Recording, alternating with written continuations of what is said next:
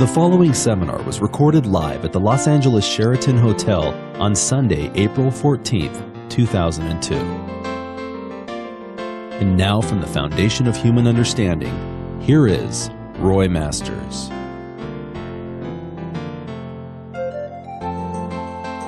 So what's happening is that you have one central vampire, the origin of things, spreading out through the whole human race, and that origin feeding on all of us. Do you understand that point?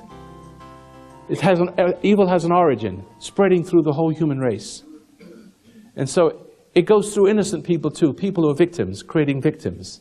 We don't mean to hurt each other, but we are conduits of it anyway. Follow that? And so therefore, that's what you're dealing with. So that's the reason why you do unto others what was done unto you. Because when you are hurt, you fall and you give up your life force. You give up your energy. You give up who you are, more of who you are, because you're already born under that system already. It's almost like we're all vampires in transition, feeding ourselves into one another, see?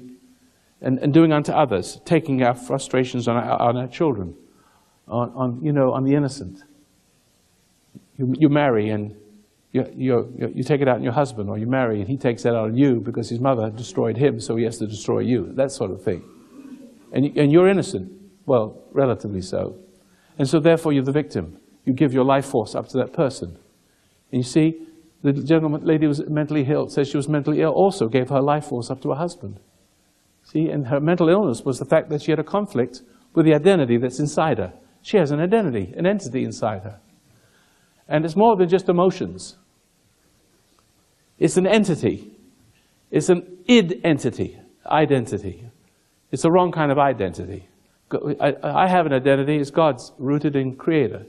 But then when you sin, the identity is displaced. You have an identity displacement. And that's why you need the love of the object that seduces you. It becomes your ground of being. It's your God. But instead of your God giving you, it's only giving you illusion. And in exchange for that illusion, that's all you got. The illusion of being alive emotionally, you give something of yourself. You see? You give your life force. And as you do, if you get into it, it gets into you. And the moment you get into it, you get this euphoria, you get in love. That moment, that high, is the moment it inserts itself. That's why you can't see it. It stings you with its love. It stings you when you get angry. That moment you get angry enough, the rush comes up with it. And with the energy, as you get into that anger, and you take the forbidden fruit, the judgment, it wants you to be mad because it separates you from God. And it enters you, and it also wants to be God. But it also can't be God without stealing bodies. It can't create its own bodies, can't even create its own dirt. But it has to steal what God's created. That's called seduction or temptation. See? And those armies of the world are like that. Evil armies of the world are like that. They're everywhere. So understand what you're dealing with. It's also inside you. So what you get into gets into you. Now, so you've got to deal with evil both places. It's still outside, teasing you, loving you, offering you the teasers, the twin teasers of love and hate. See? So you have to get above that. But a lot of us, when we get above those thoughts, as we start to get above it, we start to see ourselves as we never saw ourselves before. We don't see a self. We see another self. That's scary. That's when a lot of people stop meditating. Who knows what I'm talking about? How many? Let me see a whole show. Keep your hands up. So you already experienced that, haven't you? You've seen another self. And maybe you see it's ugly. How many people have had exorcisms already? See? But as a matter of course, you might have it. You may have it, you may not. You'll be meditating one night, and all of a sudden, strange things happen. And then you're over it, and you're a different person. You don't need this, although that's what it is. Now, one of the reasons why you need you cannot exercise, you cannot remove the core nature, because your core nature has to be replaced again. It's got to be saved, because your soul is entangled with it. Your soul is entangled. How many people felt condemned, as though you'd never, ever get better, you're no use, and God will never forgive you? Have you ever had those feelings? You do, have you? Well, that's because it feels that way. And because when it feels that way, the evil that lives in people thinks through you. And you will think that because it is condemned, there's no salvation for that evil thing. But there is for you. But because it thinks through you, it makes you morbid. It makes you think that life is hopeless and that you're not worthy to come to God. And you think you've committed the unforgivable sin. Who's done that? Anybody felt that way? You see, there are quite a few. You see, and you abandon yourself to hopelessness and despair as if God wasn't unfair. And it makes you that way so that you never, ever get better. You abandon yourself to that despair. Now, I don't know, this is a scattergun approach. I'm just throwing a lot of things out, but this is the general kind of things you think and feel, because it thinks through you. And I said at the beginning of the lecture this morning, you've got to get above those thoughts, and you have to start to learn to allow some of the layers of emotionality in which it lives with you. When you get into the emotion, I'll give you an example. I'll give you a good example. This, gentlemen, you'll understand this. Maybe ladies, you have the same problem. But I know men have the problem of fantasies with ladies, with women. You know, in a fantasy, you can make a woman do what you want. It's not really a woman there, but it's something that is a form.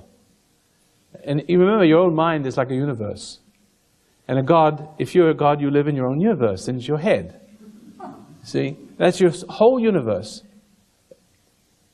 Because you're the king of your own universe. You don't dare get outside that universe, because then you see what a nothing human being you are. You see by another light. But you see that by the light of your own dark luminescence in your own universe. And you can have dancing girls doing all what you want. So you can also be a hero in your own mind. You can be a legend in your own mind. You see? You can be an executioner. You can be anything you want. You dress up in that. But all that is entangling you with delusions. And until you get above some of that, until you start dropping those angers and emotions, and you get more and more free from the muck that you're stuck in, and you get a little clarity. There's got to come a point where you get some clarity. And when you get that clarity, and you won't get that clarity until God's ready for you, because this is a traumatic moment. Because only at a certain point when you have that inner strength, that proper connection that will enable you to survive that. Because it's very hard to survive when you see something in you that is sort of mocking you. It was there all along. You never saw it before. It's like The Exorcist, except in miniature. You see? So you've got to be very strong to learn how to deal with that, and you've got to be careful at that moment. If that ever happens to you, I'm warning you that it may happen to you, even if it doesn't happen today, it may not happen today, is that you can't allow yourself to shrink from that moment. You can't run from it. You can't allow yourself to struggle with it. You can't talk to it. You can't get mad at yourself. You can't get upset for being shown. You're going to be absolutely helpless. And you may resent your own helplessness. That is deadly. You're going to have to stand alone there, and what will happen will be a natural cry. I know you cried to God before, but it's all artificial. Oh, God, help me, in the foxhole. That's called foxhole religion. That's all emotional. And so if the war's open, you forget about God again. Well, I don't need him anymore, you know. No, but in that moment, it's heartfelt. When you realize of yourself, you could do nothing. That's the way that you stand between those two worlds. you see it for what it is. It's revealed by the light. That's why you see it. Now you have to have enough faith to know that of yourself you can do nothing. And you must know why you see it, because the light is shining on it. And there's nothing you can do. And so therefore, any struggle with it, I hope I'm not scaring you, am I? Any struggle that you have with it will involve you more, because it means you don't have the faith. Because it means that you don't believe there's anything higher than you, therefore, if you have to deal with it. And so therefore, it's a very crucial moment, it's a test of faith. Because you may think, in your lack of faith, that if you don't struggle, it won't, now you see it, you want to roll up your sleeves and fix it. You get angry with it. But if you get angry with it, you feed yourself to it. And now this is where we get to the fantasy part with the ladies, with gentlemen. When a man fantasies, or when anybody fantasies with the images in their mind, thinking they're just images, you see, temptation lives in two places. You have sex with a woman, and the image of her, the unfinished business is the trauma. Sex before marriage, sex, improprietous sex, in the wrong time for lust's sake, is sin. It's trauma. And therefore, the image of it gets inside you. But also comes with it is the spirit of that image. You don't see the spirit, you only see the image. Now that you've had enough sex, and you've been stung, and you've been hurt a lot, so a lot of men, they deal with pornography, because they think they're not dealing with women anymore. See? They got control over those images, so they think. However, they cannot see the spirit. God's invisible, so is the devil. But he lives in that image. And so therefore you call on the image to entertain you and excite you. All right? And then you get into the image, and something in the image gets into you. And that's where the guilt is, and that's where the anxiety is, and that's where your soul is being transmogrified and changed downward. Don't you think for 1 minute that pornography will save you from women. It may save you from women, but not save you from the devil. Pornography is one of the dangerous sins, because Jesus said it himself. You should not commit adultery, but who has it in his mind? And that's what he means by that. Who plays around with it in his head has committed it. So I tell you, therefore, you can become possessed that way. Because that's how you get possessed. And that is a sure way of being possessed. And that's also a sure way of becoming a murderer, a sex pervert. It starts to possess you and make you do terrible things. And after a while, you don't even know you're doing terrible things. Terrible things seems to be perfectly normal. You become a predator. See? See where I'm going with this? Now, no one's ever told you this before, but does it make sense to you? See? So you don't want to play with images.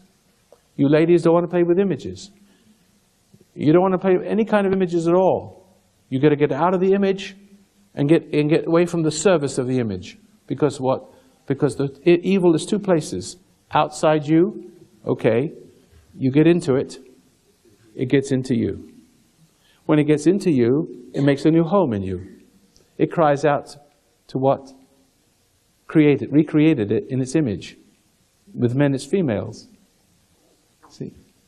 So you see, therefore, you get into it, it gets into you, and now the first stage is crying out for more mother, more sex, more of those illicit relationships to comfort you. But the more you get into it, the more it gets into you, and you wake up one morning and you got a witch. You wake up with a witch, and you're a son of witch, right? And so therefore you try another woman. Oh, there you start again. You go from one, but you're like a monkey, going from branch to branch, swinging by your prehensile tail. From one to another, And each one finishes you off a little bit more and leaves you burning, unsatisfied, and empty, and bitter, angry. And therefore you still have those needs, but you can't go to the women for it because they get you. They leave you worse off than before. So what do? You do the pornography thing. Well, women can do it too. It's very dangerous stuff because it's still inside you. It's still servicing you. It's much more intimate. You're getting to the image. It's right inside your head, your own universe.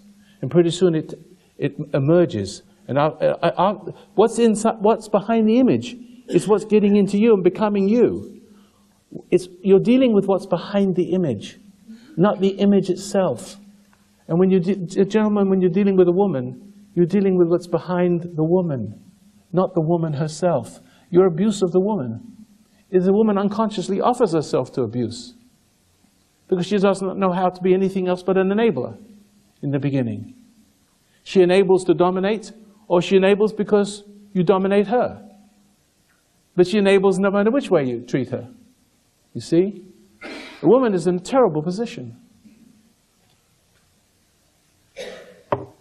And so you draw up from a woman, and it comes into you. And you empower that in the woman. And you make her powerful over you. So you may not be possessed inside like other people are possessed, but you're possessed by the woman herself. And you're just a little weaselly little wimp. You know? The woman becomes the man. The man becomes the female. Just like woman came out of man, now you have a woman-male and a female. It's all bass-ackwards. And she's King Kong with bloomers. It's a danger. It's a tyranny. You see? And then you have this wimpy man. Anything you say, dear? It's a tyranny, a female tyranny. You can't avoid it. You can't avoid the tyranny of evil, one way or the other. But I was mostly alluding to the tyranny of one's mind. You know, I didn't see the movie, The Beautiful Mind, because I didn't think he had a beautiful mind. But what I heard back was what they said I would have liked, and I mentioned it already, that he could solve all kinds of problems, but he couldn't solve that one. And he also had fantasies and driven by these demons. He had to learn to live with them, and some people do. They live their life, you know, somehow crazy, called crazy. It's not crazy, it's possessed. You can live your whole life possessed. You're sort of like crippled by it. Or it can take you over completely. Or it can run your life and make your life miserable and you may not even know it's there. And I want you to know that if you hold this cross up to Adolf Hitler or Saddam Hussein, he'd kill you. Because you can only exercise a person whose spirit is not welcome in them, who's not really compatible. They know there's something wrong and they're crying out for salvation. So therefore, there's got to be both of us working. You because you want salvation. You can't have it unless you want it. So crosses don't mean anything. See, this cross doesn't mean anything. Either you don't need it, or you're not ready for it, or you don't want it. See? So you can't really exercise a person, even if they're possessed, if they don't want to be, if they like the way they are.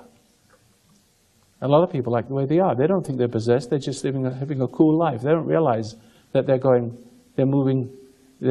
living a life that's going to death. And sooner or later, they're going to be the old person sitting in a wheelchair, all broken and bitter, and dying. And you know, I've mentored to people, dying people, and I learned very quickly about what's going on in dying people. And I see that I get a vision when I'm next to them. When I used to do hypnosis, I could actually, if I sat next to the person and they gave me permission, I could see into their heads. And I can see into the head of a dying person. I get impression. And what I get impression is the horror of dying. So horrible is that they don't even know they're dying. They're lost in their thoughts. They die peacefully, but they don't, a lot of them die peacefully because they don't know they're dying. They're just all the way, their consciousness goes down and down and down. The whole of life is a reduction of consciousness, the desire for unconsciousness. You see? Because they don't want to face reality. So that's where they are. But some can't help themselves. Some are conscious enough and they see, as they start to die, and their energies begin to drain away, their life forces drain away, they start to see, this is the horrible part, they start to see two worlds open up. They see hell. But they also see heaven pursuing them. Remember, heaven pursues a person, and to a person who's not willing to face reality, they solicit the services of hell. They escape into it. And they feel strengthened in their defiance of good, see? So what's happening is, they don't see that hell is hell for what it is. They think it's heaven. All their pleasures and excitements and their girlfriends, that sort of stuff. And then heaven is like hell, like a punisher, following you all the way to the grave. So, one looks like heaven, but it's hell. One looks like hell, but it's heaven. It's called conscience. See? The wrong in us misunderstands what conscience means. See? Hi, Jesse. Jesse Peterson, old friend. You know Jesse, don't you? Everybody know Jesse? Okay. Jesse Peters from Bond, the Brotherhood Organization for New Destiny. Anyway, let me get my point again. Is that, well, as they're dying, that was good to break their way because they're getting a little intense. As they're dying, and all the energies drain away, all of a sudden, they can't help seeing what they're about to be cast into.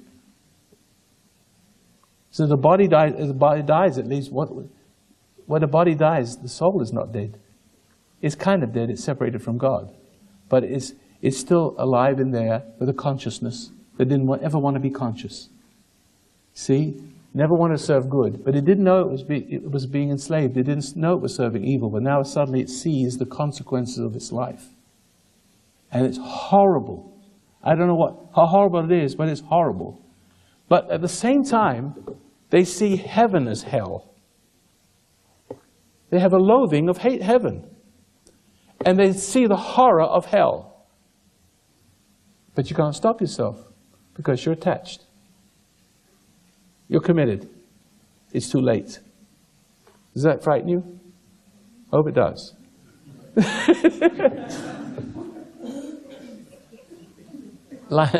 Life is a bridge. Life is a bridge between two dimensions. You walk across one to one side, or you walk across the other, and when the bridge collapses, that's where you are. However side you're on. It's nice if you can get close to the other side so you don't have to hang down in the gully somewhere. But that's just a bad example of it. But it's the best example I can give you. So you see, what we're dealing with now, what we may be dealing with here after the hypnosis is done, is there may be some people on the stage who have that in them. There may be some people in the audience, see how much time we got here. We've got plenty of time to do this. Let's do the hypnosis thing first, because I'll tell you how I use the hypnosis. If that happens, I'll use the hypnosis because I will have control of the subconscious. And your love of where I'm coming from, where I want to take you, what I have to do, let's see if I find the words for it. Words sometimes are difficult to explain, but bear with me. A man said to Jesus, he says, Lord, I believe, but help thou my unbelief. What you have two systems of belief. You have a consciousness that is called faith. You have an unconscious called belief. It's gullible. You have a gullible side. That side is gullible to the world. And it's dragging your consciousness, your soul, which wants to believe God, which has the capacity to believe God, but it's so pulled by your imagination and the affinity to the world. You see, so I come along and I use my hypnosis. I use my power. You transfer to me. You do transfer, your allegiance to your husband, from your father to your husband, from your mother to your wife. It's transference. You do it almost naturally. Some of you just do it to me and get hung up with me. I don't want that to happen. But it's almost a natural, unnatural, I don't know what you call it. But it's almost a part of life that you do transference. But when a good man comes along and you transfer, it's called hypnosis. So you can transfer to a good person because you're transferring your conditioning to that person. But you're also you're giving me the power to say, if you notice what I say in the cassette, listen to what I say in the cassette. From now onwards, you do it because you know it's right, not because Roy said so. See how I say that? From now onwards, you do what is right in your heart. You listen to what you know is right in your heart. That you're obedient to. I'm telling your subconscious, that part of you that the world has and is pulling your soul down with it. I've got control of that, and I got a different spirit. I'm saying, don't listen to the world. Your subconscious is just a raw subconscious. It will do as I tell it. But will do as I tell it because I'm telling the subconscious what we call the subconscious. Because of my connection to it. Because through your subconscious, you're made to do all terrible things. And your soul doesn't have the sovereignty to stop it. It's dragged down with it. So I come along and say, let me be your dad. See, let me be what your father wasn't. Now, you transfer that to me, and I say to you, the part of you that couldn't control itself, the part of you that's controlled by the world, by your obedience to the world, by your sin, I get that part. And I say, now, listen to what you know is right in your heart. Listen to your soul. Listen to what you know is... Your sin is you never listen to what you know is right. You see? But you're listening to this. You, the real you, beyond the subconscious, it gladdens your heart. I'm saying, subconscious, I'll put these into words. Subconscious, do what you know is right. Conscious, I'm dividing it up so we... Soul, listen to me now, God forgives you. See? Your sin is pride. You see, it's all there. And that's what I'm really saying. So I'm doing two things. I'm uniting the soul, the body with the soul with God. Because I'm not the one that makes you doubt. I'm the one that makes you believe. And I say to the part of you that will believe anything, listen to your spirit. I say to the spirit, listen to your Creator. Your conscience is not your enemy. It's your friend. You know what's wrong with you, soul? I say, the same thing is wrong with you is because you doubted what you knew was right. And why did you doubt what was right? Because you were born inheriting, emotionally, connection to the world around you. Now I'm going to come along and say, don't listen to the world anymore. Listen to what you know is right in your heart. I talk to the subconscious that way, and it understands. Because it has the ability to respond to the world or to you. But you've got to be responsible. You've got to be committed. Otherwise it won't work. If you're not committed, you'll be committed. But if the soul isn't committed, it doesn't mean anything. It's just temporary. It's a temporary fix. See? The whole thing is to make a wholeness. The feel-think person. There's got to be reattached to the I know why I know without knowing why I know think person. See? And that part also has to be taught, shown. Hey, the only thing that's really wrong with you, the only thing why you lost control of your life is because you didn't trust your Creator. That conscience is your friend. So when you hear that inside, it's all over. You see? They're making sense to you? It's so hard to describe, you know? So hard to describe. But I use hypnosis that way. I use my personal powers, if you like. Now, we're going to do a little hypnosis now, and I might be able to do a little bit of therapy. Because some of you may have need for that. I'm going to use the hypnosis in this way. I have to be very, very careful how I use the hypnosis. Because I don't want to hurt you.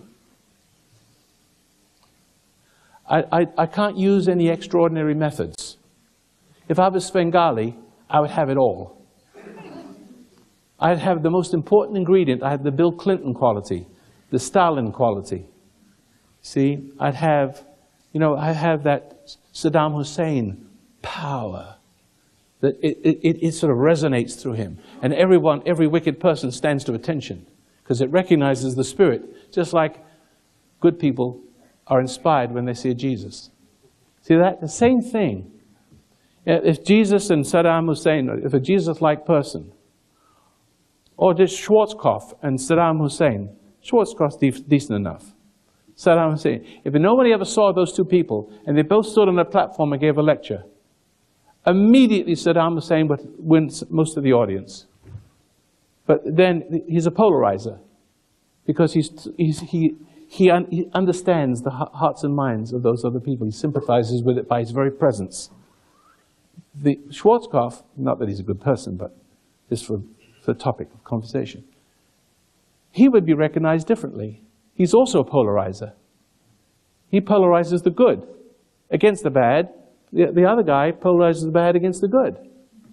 See, so this is what we're dealing with here. We're dealing with forces of good and evil. And if I had that spirit, that really wicked spirit, most people wouldn't have a chance. Even though, if Saddam Hussein came in here and stood before you, a Svengali who's good at what he does, even you in your present state would not stand a lot of chance, because he'd use unfair tactics on you, tactics you don't even understand. The sheer force of his wickedness is too much for most of you to bear. You'll be affected by it. You meet people like that once in a while. You've got to be careful of them. So, I know all those techniques. I cannot use them. So therefore, the percentage of the audience will be smaller than it would otherwise be, because I'm being very gentle.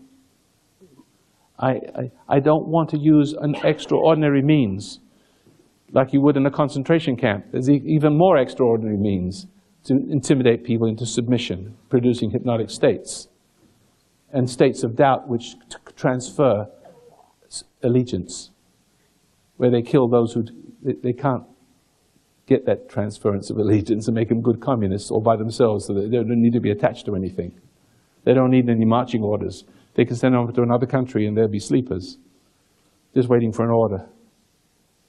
See, the allegiance to evil can go anywhere in the world, and it's still an allegiance to evil. You don't have to be in that country. So, and maybe I'm over your head here. I don't mean to be. So we're going to do a little exercise with your hands. Can you take your rings off? And because I'm going to ask you to clasp your hands together and just put your rings in your pocket or something, because you won't be able to squeeze your hands if you're. I have a little hand that comes up behind and steals all those rings. That's the method in my madness.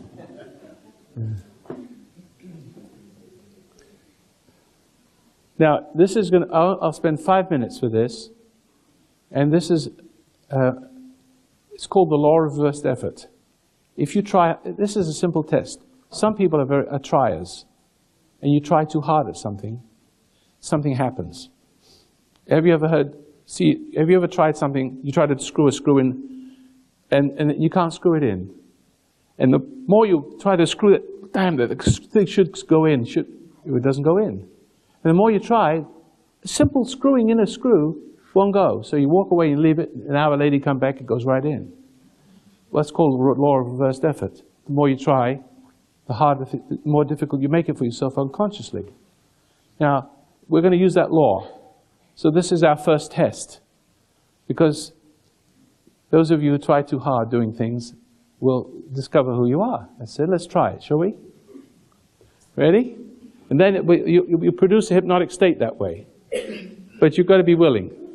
I'm not going to impose myself upon you. You're just willing to go along with the experiment? All agreed? If you don't want to do it, just don't do it, okay? Close your eyes.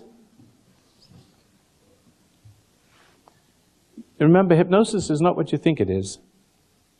And hypnosis, you won't even know that you are. You absolutely won't notice any difference. Mostly because you're in that state already anyway. That's right, to a degree. Although this audience is a more sophisticated audience and already has learned to be more resistant to it by your nature. But many of you are not at that stage yet. Just keep your eyes closed and start squeezing your hands together. The more you do it, the better chance we have of having an interesting evening. Start to squeeze your hands together. Now just increase the pressure. Just increase the pressure slowly. On my command, increase the pressure. On my command, increase the pressure. Squeeze, squeeze, squeeze. That's it. Keep squeezing, squeezing. Keep squeezing, tighter and tighter. Now you'll start to notice, as you start squeezing your hands, that they feel like they're not your hands. You actually feel a little strange about that already. And you'll notice that. But keep squeezing them anyway. Squeezing. Put your strength into your squeezing. Harder, tighter, and tighter, and tighter, and tighter, and tighter. More. Keep increasing the pressure. Now, I want you to put as much effort into it without, getting out of breath. Just keep on squeezing. Put a lot of effort into that. Keep more. Tight, tight. Now, what's going to happen is the tighter you squeeze your hands, the more they will start to squeeze on their own. And you'll notice it.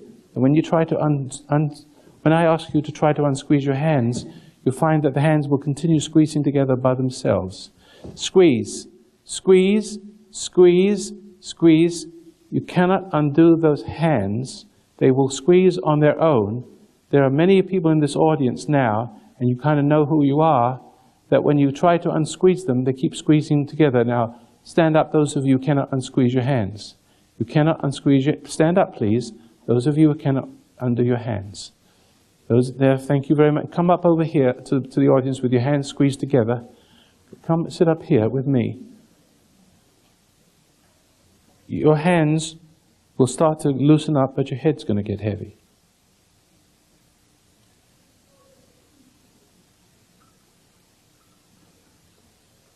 And you're breathing deeper.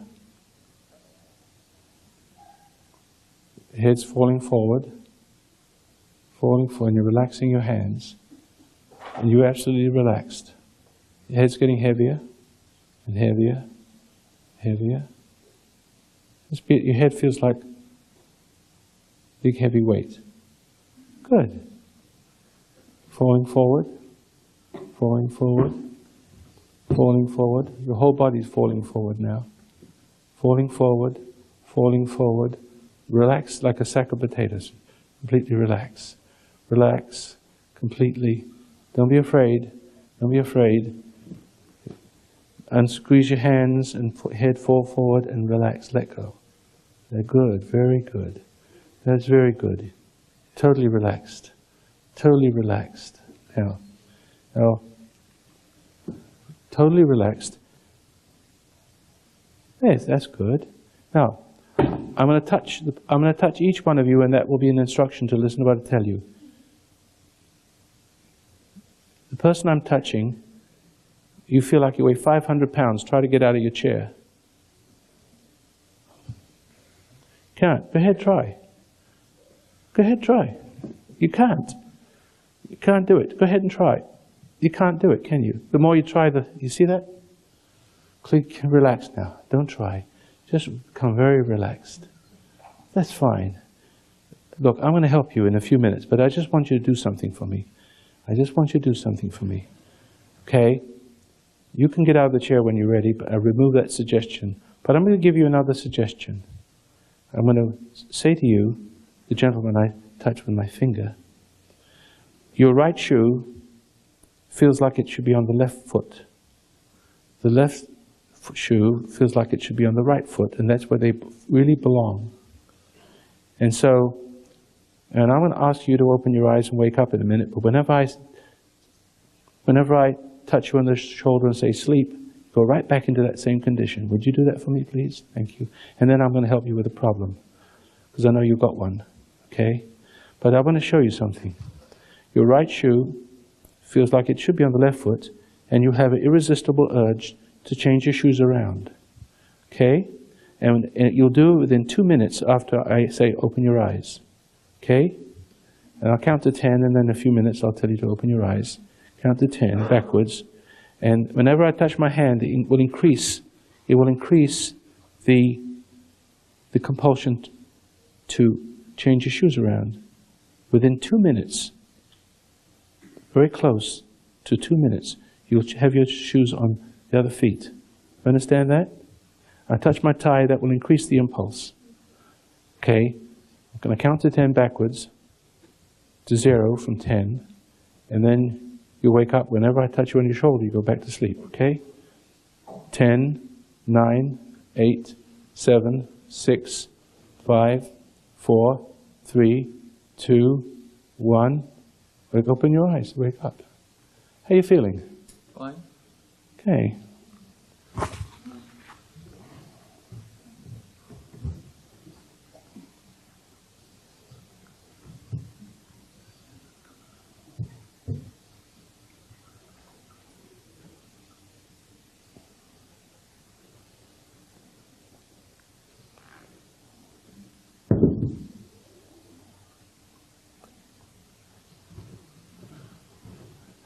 Maybe someone would like to hold her head up a little bit. She's having a nice sleep. Just put a little cushion or something. Give her a little cushion a little bit. Excuse me. Okay. What are you doing? Putting my shoes on. Okay. Okay. Now, why are they that way? It's supposed to be that way. Don't you It remember? wasn't comfortable before. You don't remember me telling you that ahead of time? Remember we were talking about me making a person come over and change their shoes around? Mm-hmm. Remember me saying that? Yes, I do. And you're sitting up here. Yes. And you change your shoes around. Now, why did you do it? Because this one didn't feel right. And they feel okay now. Well, how about those people over there? How they wear their shoes differently from yours? Can you? I can't see what. Oh, I I beg your pardon. Yeah. Is this yours? No. There.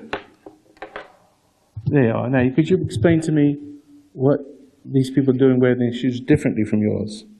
Your shoes point outward. Mm-hmm. Theirs point inward. Could you please explain that?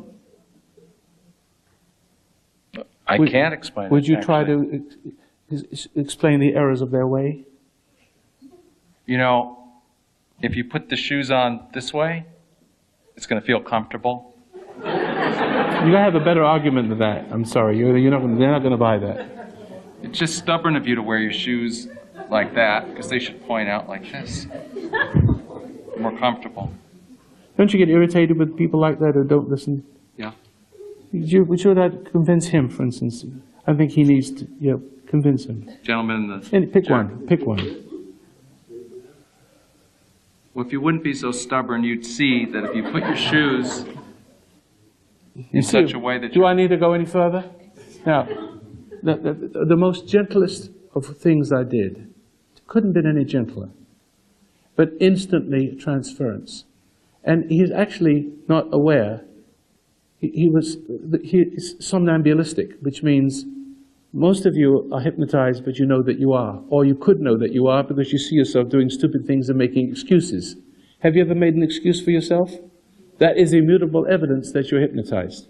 That you've been moved, something has moved through you, and something has actually made you do something you didn't really want to do, or it was wrong, and you don't want to admit it's wrong, so therefore comes the excuses. You see his excuses. He's rationalizing it. Now, you don't remember me telling you to change your shoes around?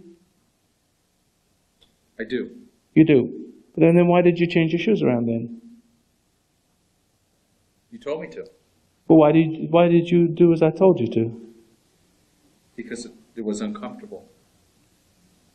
See, even though, I'll be back with you in just a minute, even though this gentleman knows I'm the one that made him do it, he doesn't really believe it. It's really because they actually feel like he's gone to his feelings. They actually feel comfortable that way. They don't really feel comfortable that way at all. But that's the compulsion that you could make a person do anything. That's anything. But if it's a sin, it's much worse. This is parlor stuff. This is harmless. There's no harm to this. But you see that you may not know, and as he does not know, the forces that are working through him. And I'm a gentle soul. I'm really a sweet, little, gentle, old Jewish boy. I don't mean any harm. But the forces operating through you and all of your compulsions, everything that's wrong with you can be explained like this. In other words, you're looking at this gentleman, and actually, that's you. That's your whole life. Every time you make an excuse, that's it. Your excuse is the evidence that you are denying the reality that something has moved through you and influenced you. When you start to see those excuses and stop making excuses, you see it and don't buy your own excuses because something is giving you that excuse. I didn't give him that excuse. Something gave him that excuse. He invented that to explain his behavior. Isn't that an excuse trying to explain your behavior? But it doesn't really explain it. And if you live a life and you make excuses for everything you do, those excuses become your philosophy. And so you become utterly and completely confused and you don't know whether you're coming or going. That's why people get lost. Their whole philosophy, there's no reality in their lives, just masses of excuses. And then when you stop making excuses of yourself because you run out of them, you get people to give you excuses. They'll give you reasons, plausible reasons, plausible deniability for all your problems, see? Okay. So, how are you doing? All right? You having a nice sleep? Rest? Just relax. So, now,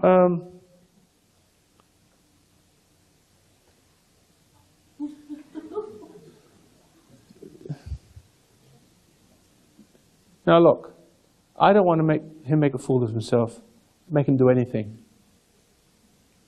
And he won't know I made him do it. It could be anything. And communists understand use of hypnotism. They use it, millions of people. This is gentle stuff. This is not under duress. This is not in brainwashing camps. They know exactly how to induce those states. You ever see The Manchurian Candidate? Well, that's what we're talking about. You can insert instructions below the level of consciousness, and the person will think it to be their own instructions and will follow it to the letter, thinking they're doing their own volition. And you have hordes of people under Nazi control during the last World War. You have millions of Muslims now under the same kind of influence, blowing themselves up. Do you understand that? See? They don't know that they really believe they're doing God a favor. But they're under the influence of their sheiks and their clerics. You see, the consciousness of it comes to bear on it. Do you understand? You want to stop smoking? I notice nobody's smoking here. That's nice. But if you want to stop smoking, just be conscious of what you're doing. Conscious of the taste of the smoke in your mouth. Conscious of why you're smoking. You're smoking to deny. That's what you're doing. Conscious of. When you become completely conscious and it comes to bear on what you're doing, suddenly it's seen for what it is. You see it for what it is. It's poison. It's not a serpent. The servant is a serpent. See? Who understands that? Okay. Okay. Now let's talk to you about your problem, shall we? Sit up nice and straight now. We'll have a nice chat. And you still be asleep, but I want to talk to you. I want you to be totally honest. Okay? You can put your shoes back on the right feet now. You knew what the right feet was, you see. But now, see, This is a somnambulistic condition, and it needs to be fixed. And you want to get well, don't you? Yes. You're pretty much of an intellectual, are you? What would you class yourself? You're an educated man? Yes. College. What did you study? Music. Music, huh? Music. Oh, no wonder you're a somnamblistic person. I understand Escaping. that. Yes. Is it all you've ever learned is music? You don't have any real skills? No. It's not good. When you're a young person, were you running from something to music, you think? Hate, anger toward parents. Okay. Close your eyes just a minute and just revisit that. Be honest with you, it won't hurt you to look at it. I'm going to help you over it. Because you'll be a perfect person to be able to overcome this. It's very easy for you. You have a good spirit, don't you? You love where I'm coming from, don't you? You know there's something wrong, and you didn't have a good parent to guide you. Maybe not a good dad, huh? Mother, a manipulative mother? Hate your mother? And did she put hate in you towards your dad? And you couldn't be a real man, and you have conflict with yourself? Is that? I'm not putting suggestion in your mind. Just agree with me if it's true. Yes, it's true. Okay. And do you have any memory that keeps reoccurring that you keep struggling with? No. You want to be over this? But you kind of know what the problem is already. Do you know what makes you so suggestible? You are suggestible. You've noticed it? It's not just with me, is it? You tend to be an appeaser, don't you? Right? Yes. And you resent the fact that people can manipulate you. You see? Mm-hmm. And that makes you angry. Mm-hmm. And that makes you angrier, and that makes you even more suggestible. It's almost like the spirit of your mother, isn't it? In other people, that you tend to try to appease. Mm-hmm. Because you can't be a man. Because you're at war with your own manhood. Mm-hmm. If you resent your dad, you're at war with your own manhood, aren't you? Mm-hmm. So you want to be a man. You can be. So, I want you to feel is there any anger in there you can feel right now? Because I know you've been repressing a lot of anger. Is there any anger? Think of something. You want to cry? You want to let it out. Because whatever feeling you have, please don't repress it anymore. You can vent it on me if you like. You want to get mad at me, I understand that, but just let it come to the surface. Come on, let it come to the surface. What are you mad about? Tell me what the thing you're mad about with your dad and mom. Tell me what is the thing that made you really angry? Just tell me what the thing is, because then we can remove it. They're haters of the truth. They didn't love the truth in you. You were a bright little kid. Tell me about it. Tell me what they did. What did they do to hurt you, to drive that out? They didn't support me seeing them for what they were, and I knew what they were. They confused you. They did the Bill Clinton on you, didn't they? Yes. See? They made you doubt yourself. That's the root of the problem, isn't it? Mm-hmm. And so they reversed the order of your control from the inner to the outer, right? Yes. So now, I think we're going to turn that back again. This is what my instruction is to you. My instruction is to you is that you shall be that little child again. You are that little child, and you always have been that little child, and you've always been a decent soul, but you've been brutalized. You've been degraded, but the sin was you didn't know any better. These little children don't know hating their parents. See what happens is when you have wicked parents. Sometimes you have wicked parents that are plain wicked, and they never get any better, and they don't want you to be any better. And sometimes you have parents that can't help themselves, but it doesn't matter which one they are, it's the same spirit, isn't it? So the important thing is that what's in your parents that should have been your guardian became the other, you see? And so they knew that if you hated them, you'd be separate from God. Because parents, the Bible says, honor your mother and father that your days may be long. It doesn't say you have to like them. You see, you can still honor the parent, but not hate the person. See what I mean? Honor the role, the station. See, but if you hate the person, you're separated from God, and then the thing inside the parent gets inside you, right? You've seen it, haven't you? I sure have. See, so therefore, wicked people, that's the reason why you must not hate people, because human beings are made in the image of God. The wickedness in a person wants you to hate the person, because the person is made in the image of God, especially a parent. That's the most dangerous place for the wickedness to be.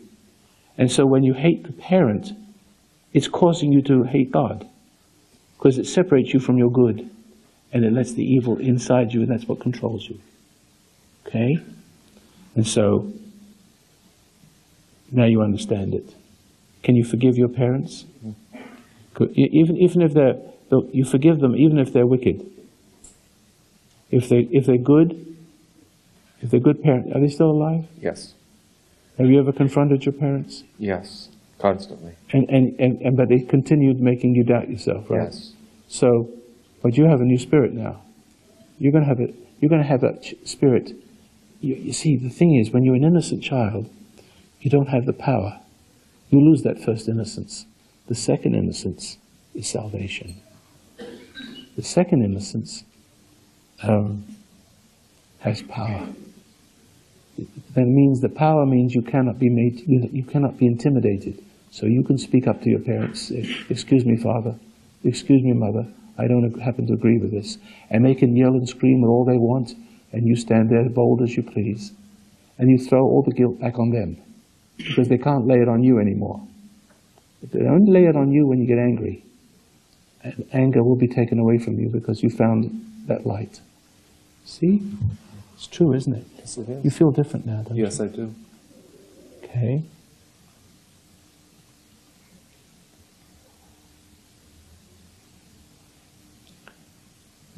Do you experience any light in you? You feel any warmth flowing through your body? You do. It was already there, wasn't it? Mm-hmm. That's the inner light. That's the energy you move and have your being from. And from now onwards, you will do what you've always known to do since you were born, because you're gifted.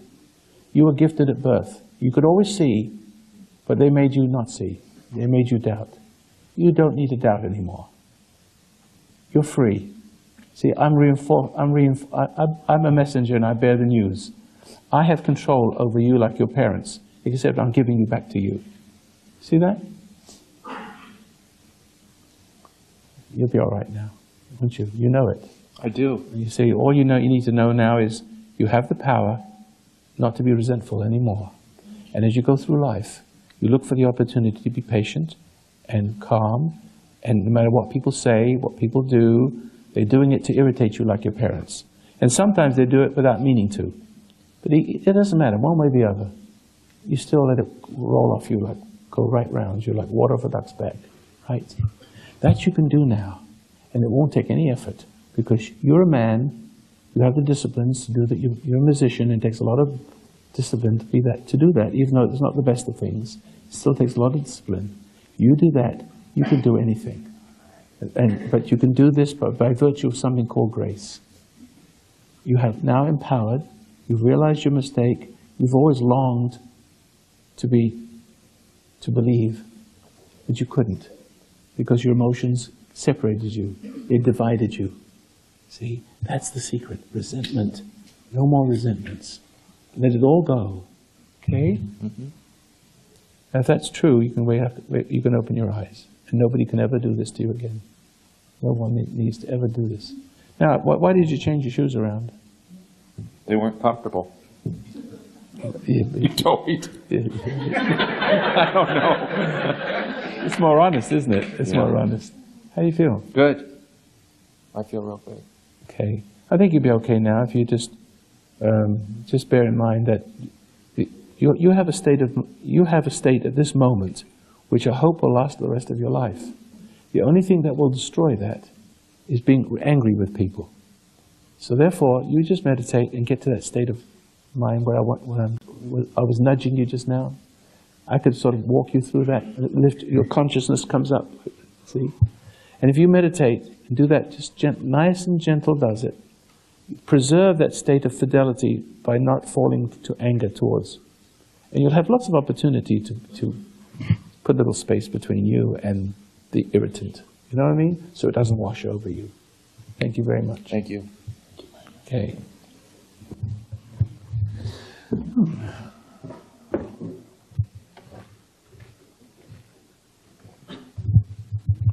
You are having a nice sleep, aren't you? Huh?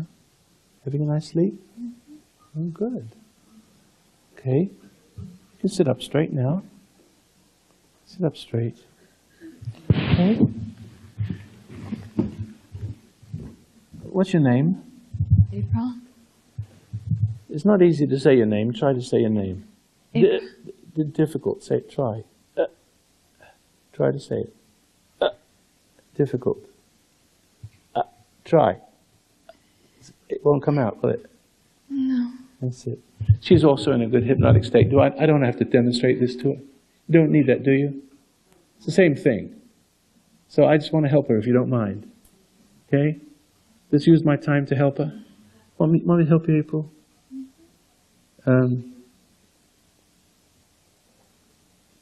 you a very obliging young lady? Too obliging? Are you strong-willed or submissive? Submissive. Who caused you to be submissive? What made you submissive like that? You remember? Mm-hmm. Who? My mom. What'd she do?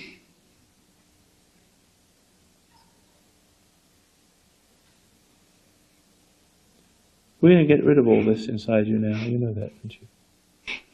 She tried to make me perfect. Trying to make you perfect? And what kind of conflict did that sow in you? Did you try to please her and you never could please her?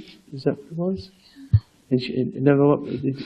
Did she punish you harshly for not being perfect? Because Yeah.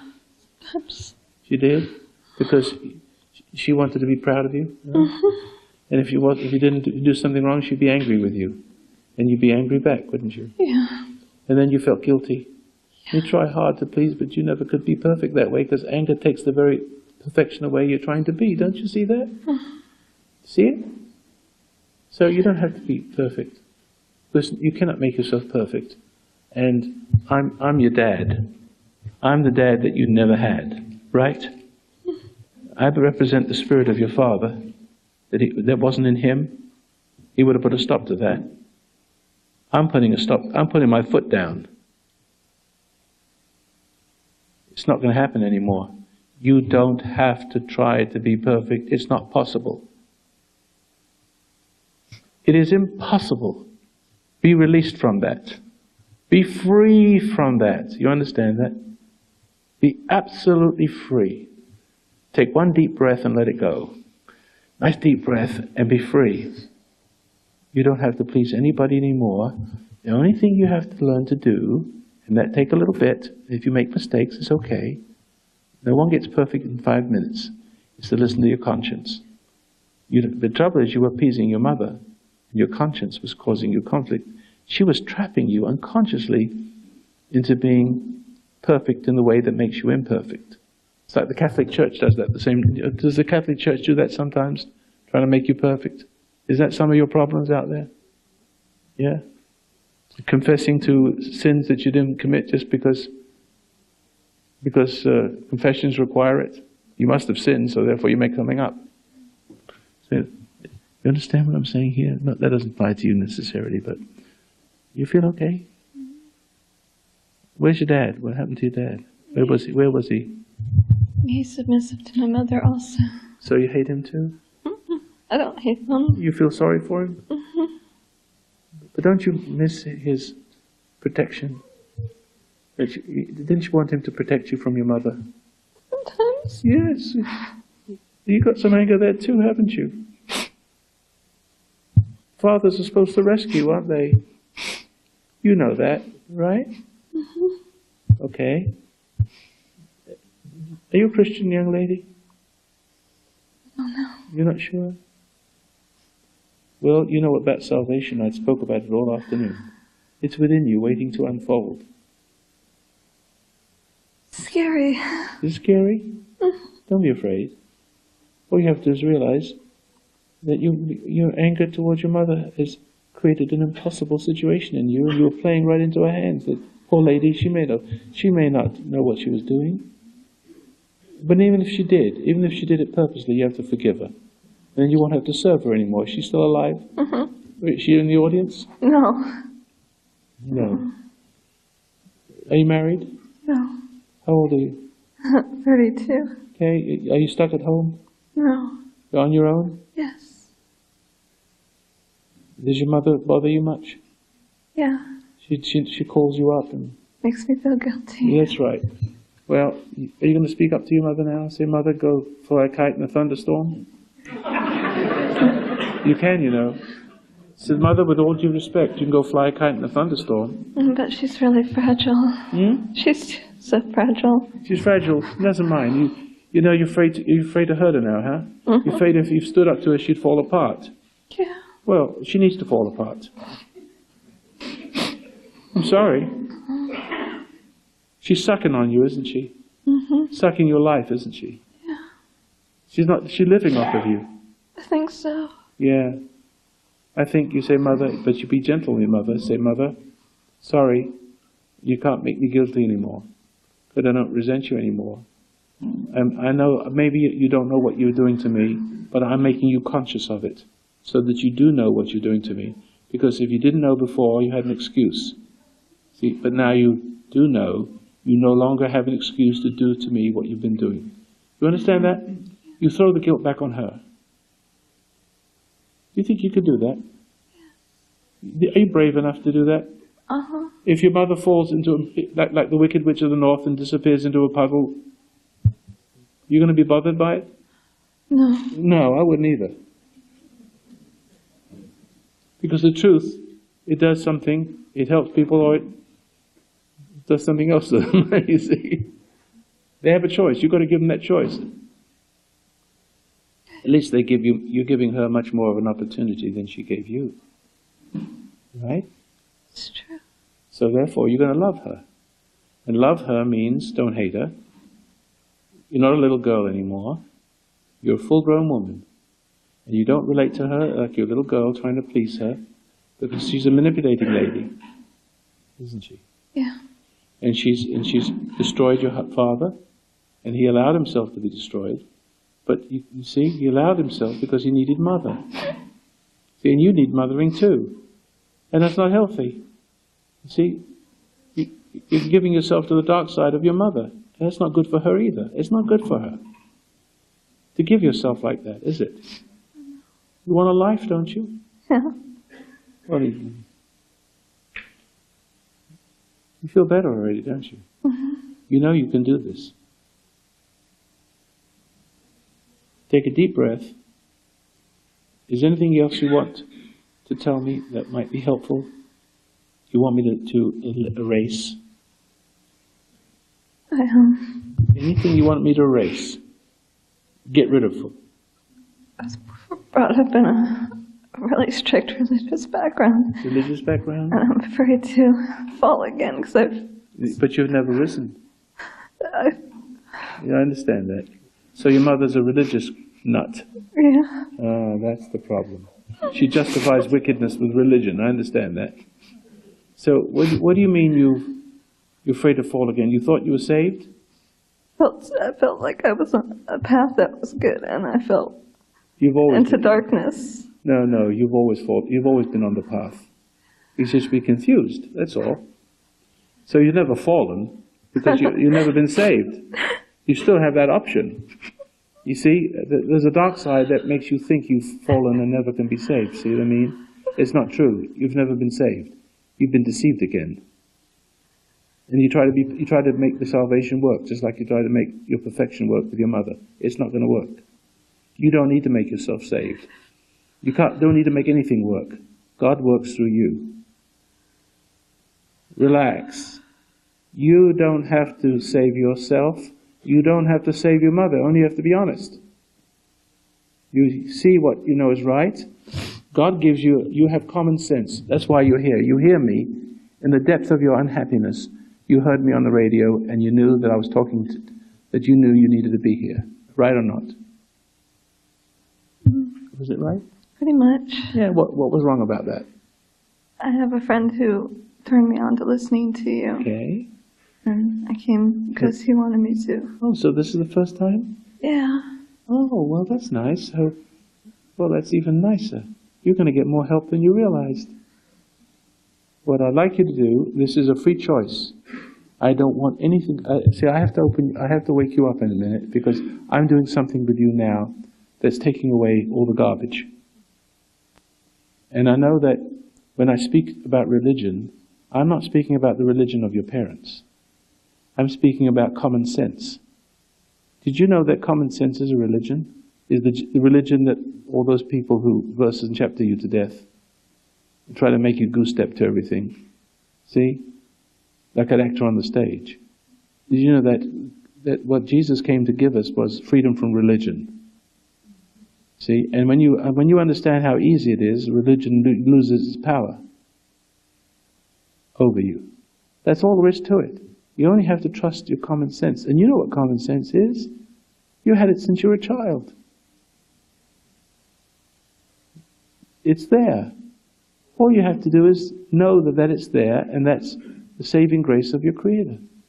It's simple. That's what the Bible's talking about, except language is different.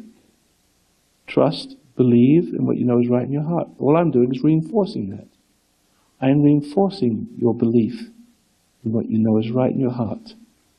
I'm saying don't believe. You don't have to resent the church or your mother because they set you up to reject the very good that was intended to do. You see, I mean, if you goose step to everything and try to be perfect and listen to the external authority, it never works. It's frustrating. But if you listen to what's right in your heart, that's where it's at. Understand? Feel better? Tell me how you feel now. More relaxed. More trust yourself? Yeah. You see, now it's okay to see that you resented your mom. It's okay to see that you resented your dad for failing you. Okay? But it's not okay to go on resenting them. So let their anger go because they didn't know any better. I don't know if it's that true or not, but even if they did know better, you still you forgive them anyway. And make sure that you treat them, you deal with them as respectfully. Yes, Father, you failed me, if you want to speak that way to them. You know, you always were submissive to mother, and I didn't have respect for you, Dad. See? So I just wanted you to be my dad. Talk to him that way, even if he doesn't want to listen to you. Even if he closes his ears up. You still hold your ground. If you want to say that to him, it's up to you. If you feel that's in your heart to do it, then you do it, and you finish with it. Or you can go on and say nothing to them if you want to, and go on with your life. And keep it a secret for a while. They won't know what caused the change. If they don't know what caused the change, they can't attack it. See that? So it's up to you. Choose. Fair enough? Okay. Anything else? Anything else you want me to get rid of? Are you clean now? Clear? I don't know. All right, well, the things will come to the surface. You know how you deal with them? As they come to the surface, don't get upset with them. Just watch them. They go away. Don't be angry at seeing things. Because then they come to the light. And I know you don't know how to deal with it, but you don't have to. Just watch it. And let the light take care of it. That's it. No more struggle. Perfecto, effortless. Got it? Okay. Wake up now. Hello? How do you feel? Weird. It feels strange, right? You know why? Because you look around you and it feels like it's distant, right? Distant. I forgot I was in a room with people. Yeah. You see, and also as you look around, you feel like you're sort of like a visitor from another planet. You know what I mean? It feels that way a little bit. It feels like you're just distant. It's like everything looks like new. That's true. You see? It's new. If any man be in Christ, he becomes a new creature. See, different eyes. But look, I recommend, if you choose to do my meditation, that you just practice that meditation, and it will raise you. It will keep the state of mind that you're in right now. It will keep it, and you will be stronger and stronger and stronger, become your own person. Started doing it a little bit. Yeah? Yeah. Okay, thank you for coming. Okay. Okay. Open your eyes. Okay, now close them. Oh, this is what I want you to do. With your eyes closed, follow this instruction. I'm going to move my thumb up like this, and I want you to follow with the pupils of your eyes, like looking upward slowly. But follow me very slowly. Ready? With your eyes closed, just follow the movement of my thumb up. Start rolling your eyes upward, following it, until your eyes stick together. See? Okay? Now, you find it difficult to open your eyes now? Yeah, you see, it's good. Now your head's getting heavy. Falling forward, falling forward. Head's falling forward, go ahead. Falling forward, falling forward, falling forward, falling forward. Open your eyes, see what's look on your chest. What's that? Okay. How do you feel? Nothing?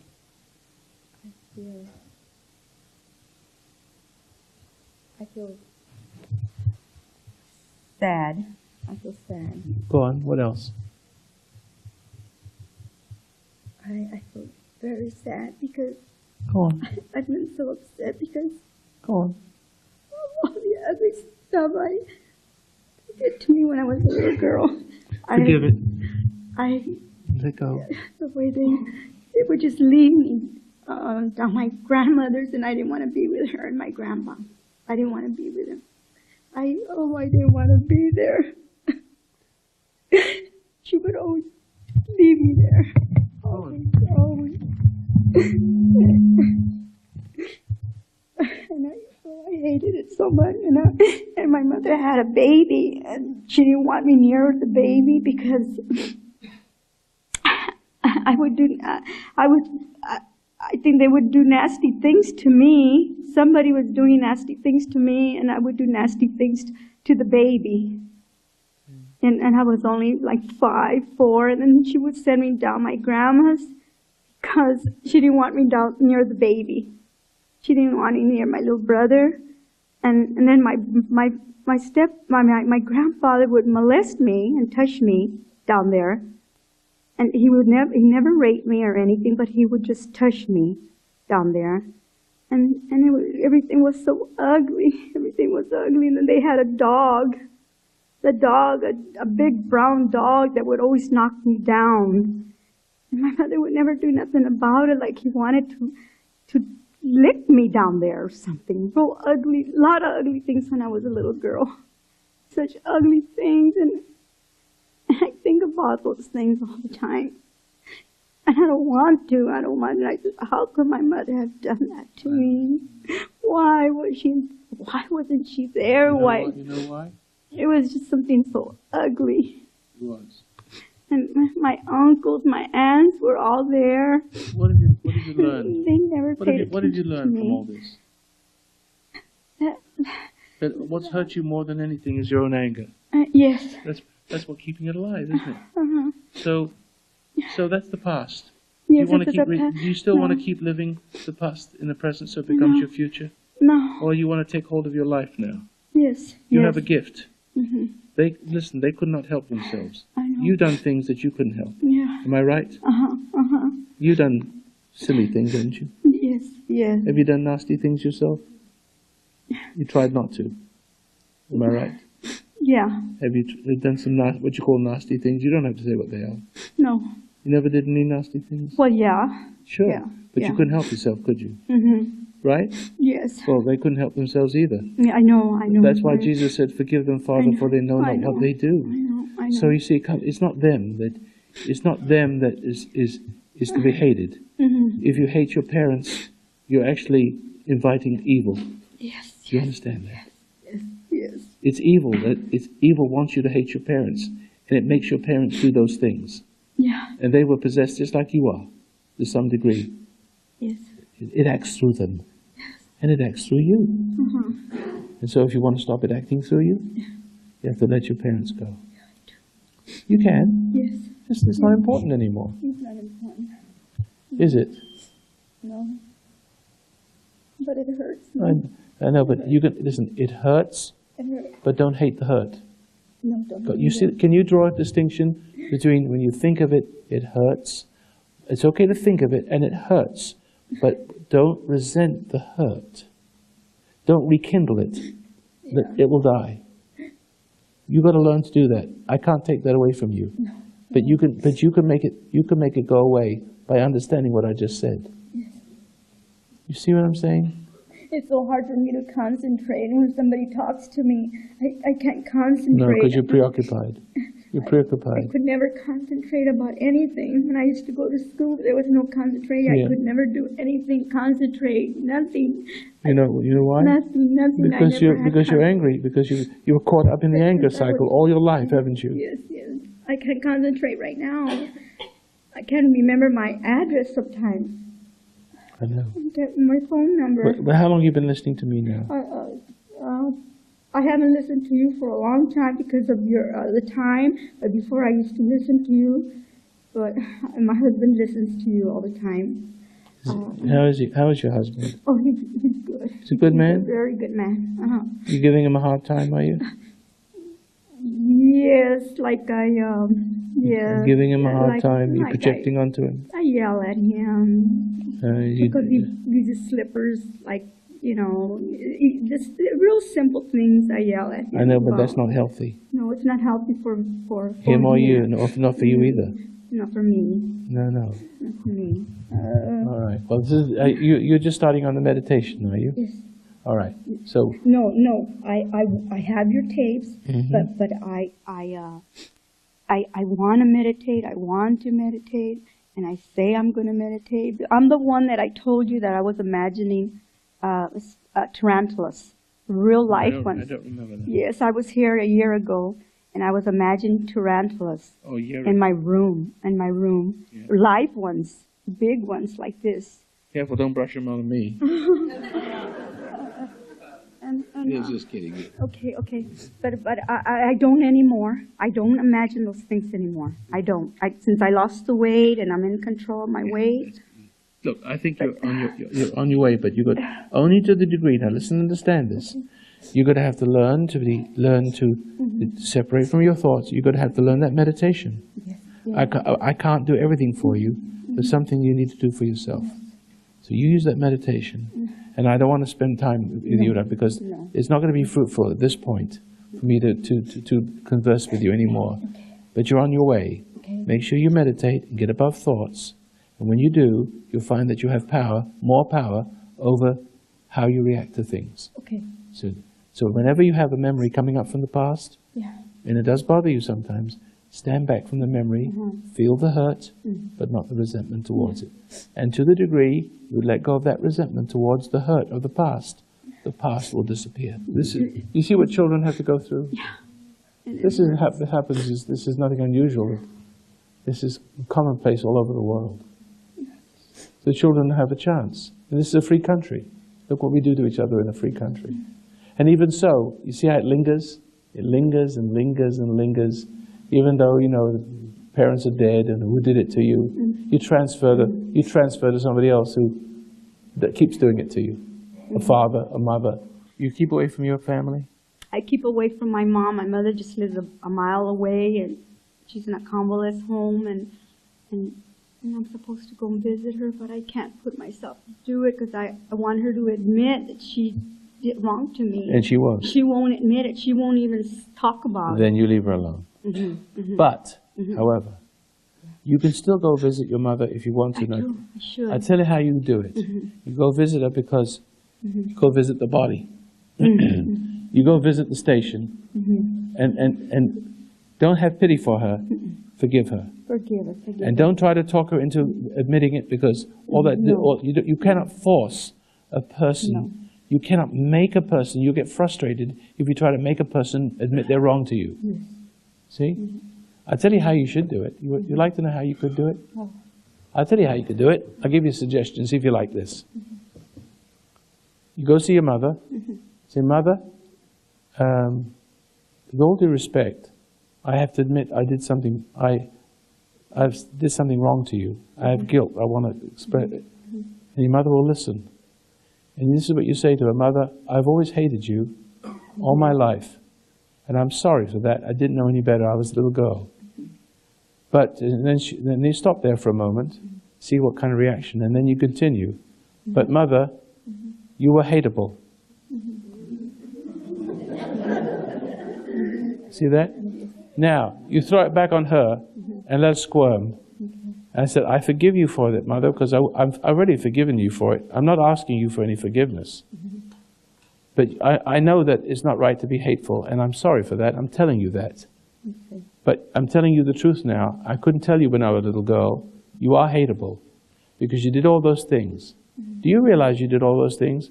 And she'll do one of two things. She'll throw you out, she'll yell and scream, or she'll have a little cry, and then she'll die in peace. All right? But it doesn't matter to you one way or the other. It should not matter. You've got to get rid of the idea that she has to own up to what she did to you. She doesn't have to.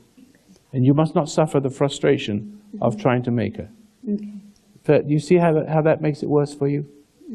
All you have to do is lay it back on her. And if she starts carrying on, quietly say, Mother, we'll talk another time, and go back home, and then you'll be free. The thing is that we never argue. We always talk about, we laugh and things like that. But No, but you haven't confessed. Yeah, You haven't yeah, told your mother. You haven't told your mother you hated her. no, Am I no, right? No, I don't want You- to bring anything up. You know, but you can bring you up. You don't have to bring her up. You're free to bring you up. Do you understand that? You've got to do that. You got to bring you up to your mother. Mother, I have a guilt. I have to tell you I did something wrong. Oh, really, dear? What is it? I hated you when I was a kid. Oh, dear. Well, I'm sorry for that. I'm not asking you for forgiveness. I'm just sorry for it. You can forgive me if you want to. Yeah. But you're hateful. You are hateable. That's what, and I'll tell you why you're hateable. You did this and this. I understand you had some bad parents too, and that's why I'm making allowances for it. Now, she can do with that whatever she wants, but she's got to be confronted. No one ever had the love to confront her before. You have to find the love to do that if you're going to go see her. All right? I always talk about him, Paul, I should go and see my mother. No, you're I missing. always No, you're tell- missing. See, you're in denial now. You're missing. You're not following what I'm saying. I'll tell you one more time. What did I just tell you? You told me to go over there to tell her how much I hated her. Yeah, no, to admit something to her. That you say that right away. Yeah, I see that. Right. So you say, I have something to tell you, a secret I need to tell you, and I'm embarrassed about. Yes. Mother, I resented you all my life. Then you've got to get it out of your chest. But don't do it until you're ready. But don't do it with anger.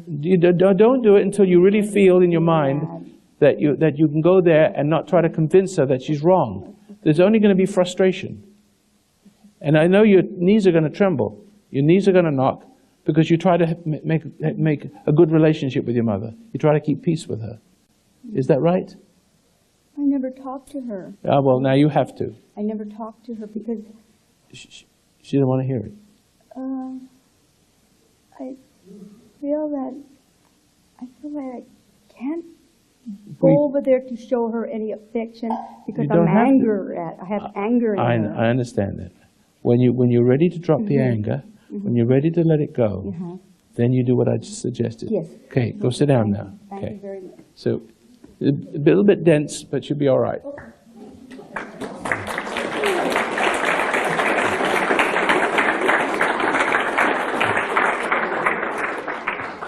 All right, let me just, we've got a little bit. Let's try something. Just quick. This is my little stethoscope. See, there's no volunteers. I'm not looking for a volunteer. I'm just looking to see someone who's susceptible. Anybody feel anything as I went by? What did you feel?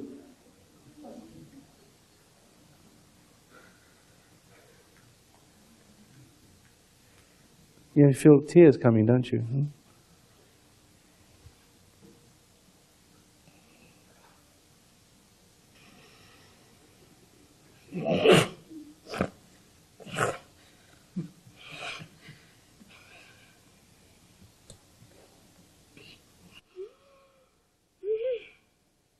Come out. It's all that anger, isn't it? Out it comes. Be finished with it.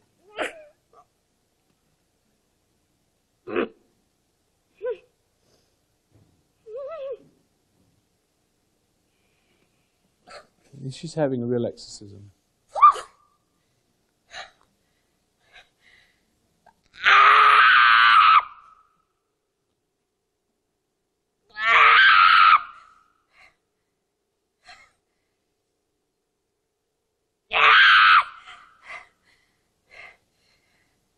Come out.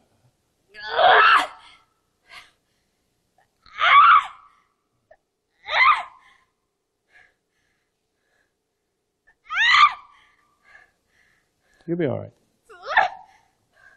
It'll pass. Who do you hate? Come on, tell me who you hate.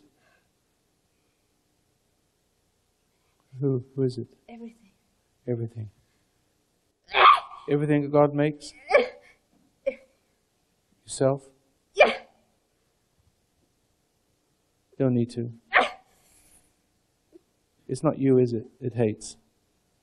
It's not you. It's not you.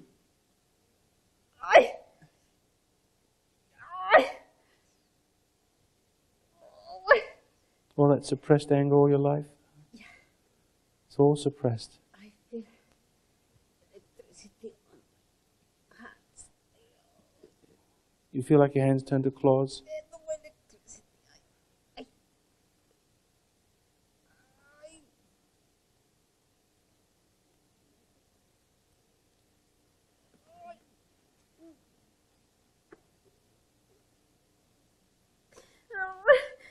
Come on, stand up here. Just come over here. Stand up. Come here. Sit over here. It's all right. Well, you can sit there if you want to. Then you can sit right here. Sit down right there. Okay. Okay. Because you're scaring the people next door. You'll be all right. It'll be over in a minute. It'll be over in a second.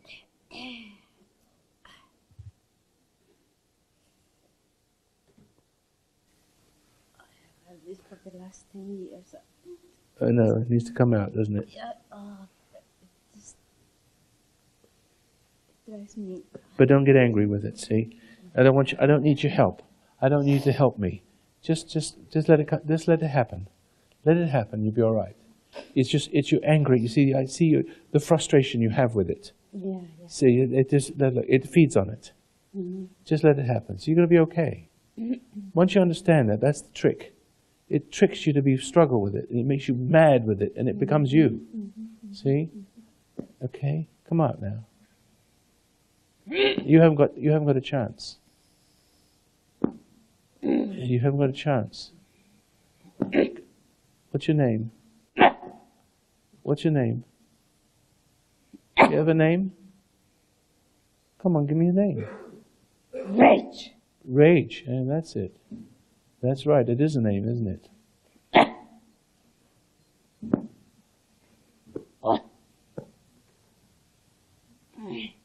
Do you know by what authority I speak to you?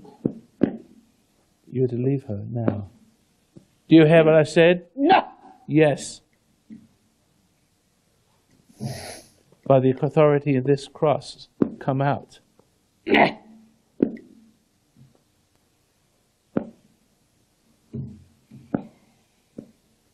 So I told you that you only have to go across the audience. There'll be several others. Anybody feeling strange? Anybody else feeling? You feeling it? Yeah, you are. You too? You better come up here too. Come and sit down. I might as well have it. I can do more than one at once.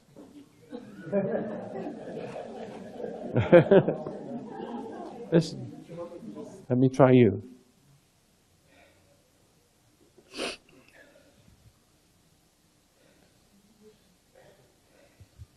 There's something right there. There's something right there, isn't it? Right? You'll be okay too. You want to share? You want to share what you're going through? Help me to help you. Anytime you're ready. Anytime you're ready.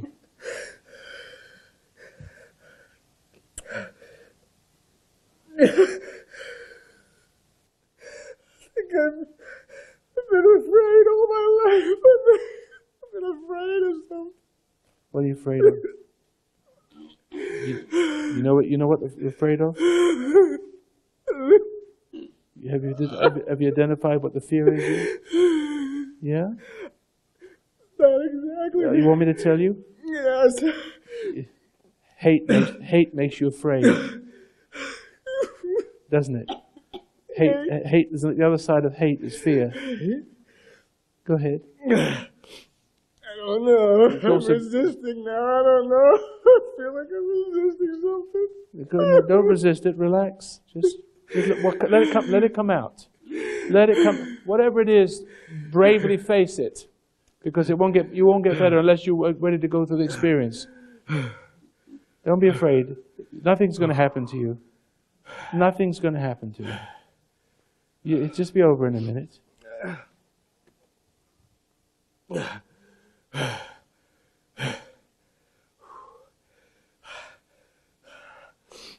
I've resisted all my life, getting better. What? Well, but Something's wrong. Something. there's something buried in there you don't want to face. What is it? Come on now. Even if you don't want to tell me, at least face it.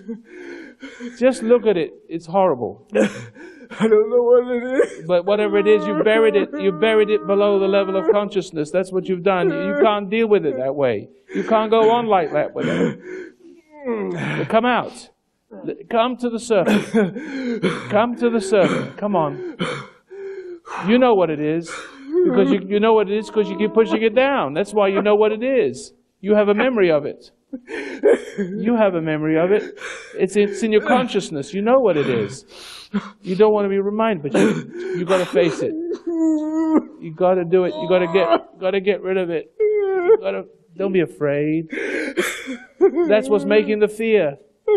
That's what's making the guilt. It's what's tying you in knots.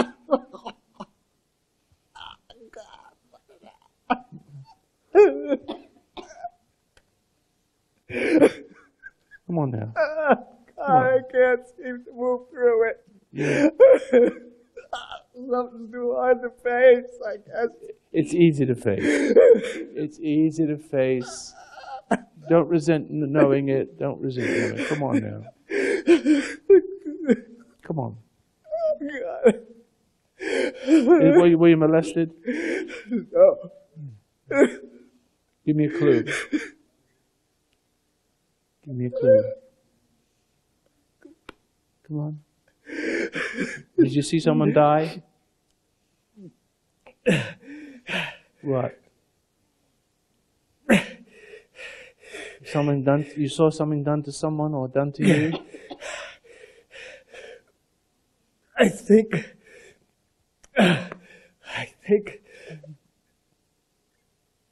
seeing my Go on. Go on. It's there. I think it's seeing my father subjugated to the strength of my mother and to her hatred and her unforgivingness. And you have an unforgiveness you have unforgiveness in you towards your dad? You feel I love my dad. Was he a good man? He is a good man. Well then why don't you let him fight his battles? Yeah? He's not doing it. He's not doing I'm not doing it either. I don't feel whole enough to do it myself. So you can't do it because you resent your dad. I know you do. You must resent your dad because he set a bad example. He set the pace for you. His weaknesses become yours, and you resent both your mother and your father. That's what it is. His weakness has become mine. What? What's that? I believe that's true.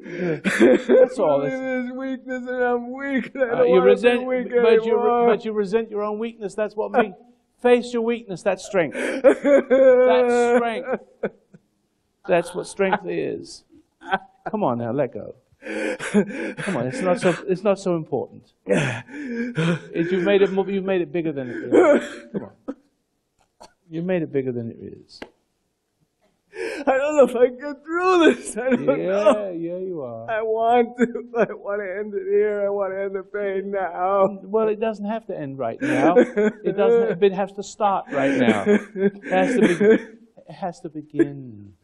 Are you willing to see that, I resent my dad because I inherit his weakness? But the resentment has made you weak. It's the anger towards him that's made you like him. I don't feel angry at my father. Yeah. I feel sad for him. I feel sad for him. I don't know. No, I don't feel I'm resentful. But he couldn't help it. He couldn't help passing that on to me. So I don't feel resentment. That's too powerful because I love him so much. No, you don't love him. You feel sorry for him. You feel sorry for him. That's not love. You feel guilty for hating him, and you're loving out of guilt. You're loving out of guilt. I love out of guilt. Yeah. You feel guilty for hating him. You're bonded to him. Please, I want to get through this. I'm having trouble moving through it. I know it. What do you mean? Have I bonded with him? You're bonded. You become like your mother. You become like your father. I am. But you resent it. It's the same as resenting your dad. It's the same thing. You got to stop resenting it. Look, are you resenting it now? You see this tension? You see this tension? That's resentment. See that tension? See that? See that? See that? That frustration you're going through? Yeah. Become aware of it. Become aware of it. No, listen. Frustrating. It's frustrating. No, frustrating is the resentment. No, the resentment. It's the resentment. What the frustration is called anger. Frustration at yourself is the anger. Anger. I don't get it. No. Tough. It's not. I don't want this to be tough to get through. Hold it a second. One more time. Right. Now just relax. Relax. Okay, enough confession for one day. You just relax now. Just relax. There you are. So stop resenting it now. You don't have to get through anything. You don't have to do anything. You just have to look at it. Nothing more than that's necessary to get better. Nothing. The struggle is what makes it worse. And the frustration with yourself, it's got to go. You sit quietly there now for a minute.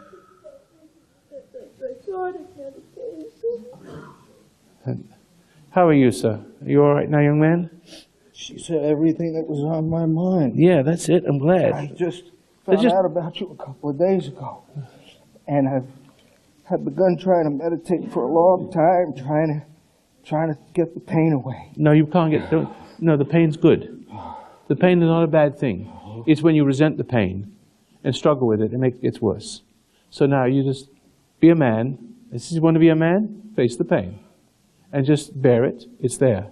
And don't let it irritate you to fight it. That's it. That's the beginning. That's the beginning, my friend. It really is. Okay, open your eyes now. Sit up straight. Okay? You're going to start meditating now. You'll be all right. This is new for you, see? This is the awakening. This is the awakening. I know you've been through hell, right? I put myself through it. I know. See, it's not so bad after all. It's really not so hard. You made it just more difficult than it would otherwise be. That's all. See? Just relax and let it go. Stop struggling. You're weak like your father. Okay. And now you can realize maybe you feel the same resentment towards your father as your mother feels. There's a strange feeling that when women, mothers hate your husbands, women hate their husbands, you may actually feel what your mother feels towards your dad, and you may not realize it.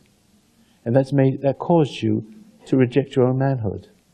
See, it can cause you to do that. So you may have additional angers that you don't know, but not your anger. It's not your anger towards your dad. Except you don't like to feel the anger towards your dad, and it turns into wanting to love him. See? Like a woman with a man. It's guilt. Anger turns to guilt, and guilt turns to an affection for the hate object. See? Affinity for the hate object. You want to help him. You want him so badly to be a dad, a good example, but he won't. He doesn't know how. And then you continue resenting because he keeps failing you. See? And that's how women feel towards their husbands. See? Something like that. Roughly. Okay? Were you having a little exorcism there?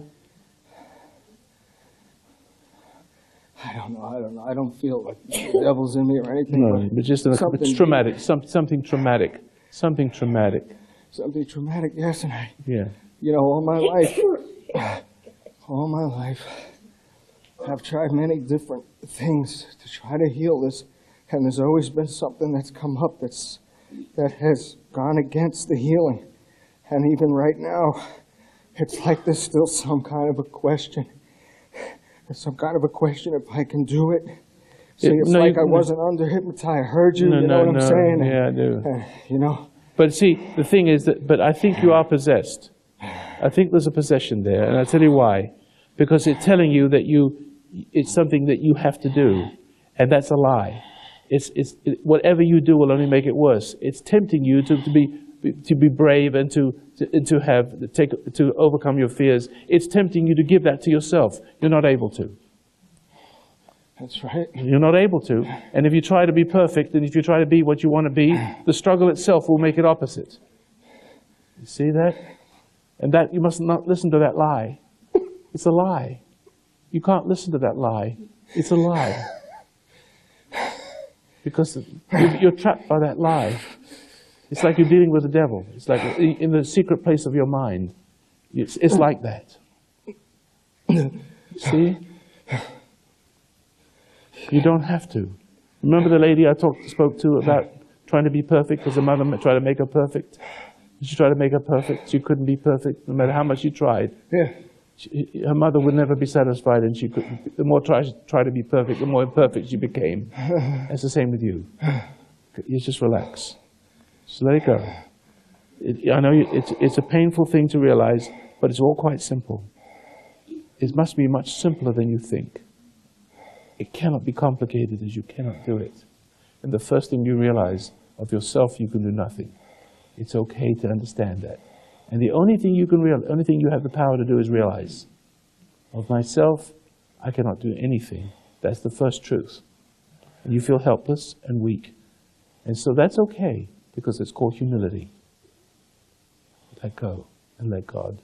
That's what you do. Let go and you let God. It's that simple. You just trust me. It doesn't. You've been trusting this other voice long enough. Why can't I get a shot? I'm a voice too. I know that you know. Yeah, I know. See, you know that I know, and that's good enough. You don't have to know more than that right this minute. More is not necessary. You're just about to awaken. And it's going to be okay. It's going to be okay. Just don't struggle. Don't fight it. Because don't try to do something with what you can't do. You can't do it. It's not possible. And that doesn't mean to say you failed if you can't. It's just to relax and realize there's a light in you that says, let go and let me do it. All you have to be is man enough to admit that you're helpless before whatever it is. That's all you have to do. That's being a man. Men face truth. And it's painful to face the truth, but you must. It's humbling. And there's a dark side of you that doesn't like that because it has you. See that? And it keeps lying to you. See, you've got to make yourself a better person, or whatever language it uses, I don't know. Right. You know it. Yeah. Yeah, but it's a liar. It's a liar. It's a liar. It's a liar, huh? It hasn't worked. It hasn't worked, so it has to be a liar. So. That's right, it has to be. You got it. Your logic, your realization's kicking in. And then when you don't have to believe it anymore, and then you don't have to try anymore. Don't you see that? That's it. That's all there is to it. There isn't any more to it than that right this minute. Enough is enough for 1 minute, this minute of time. The rest will come to you naturally. You've got good sense. You've got common sense. Listen to it. You've been deceived, and your emotionality has tangled you. It's entangled you, embroiled you with the process. The more you get angry with it, the more it possesses you. See? The more you fail, the more it laughs at you. See? That's it. That's it. So you should let it go. It's been there a long time. Oh, yeah. You're still a young man. You've got a whole life in front of you. You have a whole life in front of you. To make good. The simplicity of life. It's a very simple thing. Am I right? It's not that hard. Not that hard. Just relax. Just relax. Don't let you relax. Just loosen up. Loosen up. Yeah. This moment will pass. Okay? This moment will pass. Come on. Just be aware of your hands. Be aware of both of your hands. Just be aware of them. Okay? Just feel them warm and tingling. See? You can put your hand on your lap. Beware of your thumb. Beware of your finger. Beware of this finger. Beware of this one. Beware of this. Just shift your attention. Just be aware. So make your hands warm. Make them tingle. Just be aware of your hand. Just don't worry about your problem right now. Just shift your attention from one finger to another. Keep doing that. Thumb. Be aware. Are you doing that? It's tough. Just be conscious. Come on. Just be aware. Just bring your attention as though you're looking through the middle of your forehead right there. See if you can visualize your hand on your lap. That's it. And then, well, the thoughts will grab you, but bring your attention to one finger at a time. That's called a meditation. That's called meditation. That's connecting. You're connecting with your body. You're beginning to command your body when you do that. That's all. When your thoughts come into your mind, whatever they are, you just look at the thought and go right through the thought to your finger, first finger, the second finger. See that? See how you do that? And something wants to pull you away from seeing. So you're connecting to your body now. That's what they call meditation. That's when you go home, you practice that meditation, and you'll be okay. Okay, right? Okay, open your eyes. Okay, open your eyes. Okay. Wake up. Okay. Okay. Conscious of everything that you said. I know you are. Okay, how are you doing? How are you doing, young lady? All right? You meditating yet? Have you started to meditate? If you just learn to do what I tell you, you've got to starve that thing within you. And you've got to learn to be patient. The pain is so unbearable. No, I know. Pain is unbearable. I know, but it's only, let me tell you why it's unbearable, shall I? Because every pain is bearable if you don't hate it. Every psychological pain, at least. It's only made worse by your struggle with it, by your anger with the pain. The pain is made worse. Even if you have physical pains. A lot of people have accidents, and for years and years and years, they have pain. Even though the accident's gone away, the pain gets worse and worse and worse. There's a reason why that. And I'll just close with one thought here. Many years ago, I had a boat, and I used to go to the boatyard and paint my boat. It's a poisonous stuff you put on the bottom to keep the barnacles. And so I met a man who was poisoned by this. His head broke out in rashes. And every time he smelled the paint, he'd break out in rashes, even though the paint is not there anymore. And had he not resented his sickness, he wouldn't have photographed it. It wouldn't have become a trauma. So therefore, what happened is it becomes an imprint. So every time he sees it and smells it, it awakens the symptoms. And then he resents the symptoms, and you have an untreatable illness. All the drugs and all the pills in the world. So you see, if you resent any pain, if you resent any injury, and you resent the inconvenience of it, or whatever, you resent the person who did it to you, and it was a real injury, the pain can remain for the rest of your life, getting worse and worse, even long after the injury is gone, and the doctors can't find what the problem is. Then they operate, and they make it worse. Now you resent the doctor. You see? Compounds it. Because you want relief. You would do anything to submit to anything to get rid of the pain. The only thing you had to do is realize, aha, I didn't deal with that injury right. And as soon as you do that, pain starts to go away. See? You mustn't struggle with your struggle. I've had plenty of pains in my life. And I'm going to go through more yet. It ain't over. All that happens is you prepare yourself for future pains. Because life is pain. And you've got to learn to deal with the pain of humiliation and degradation. Life wasn't meant to be safe. If you're safe, you never grow. A safe matador is never going to be a matador. Right? Thank you very much, ladies and gentlemen, for being here. Thank you. I hope you'll be okay.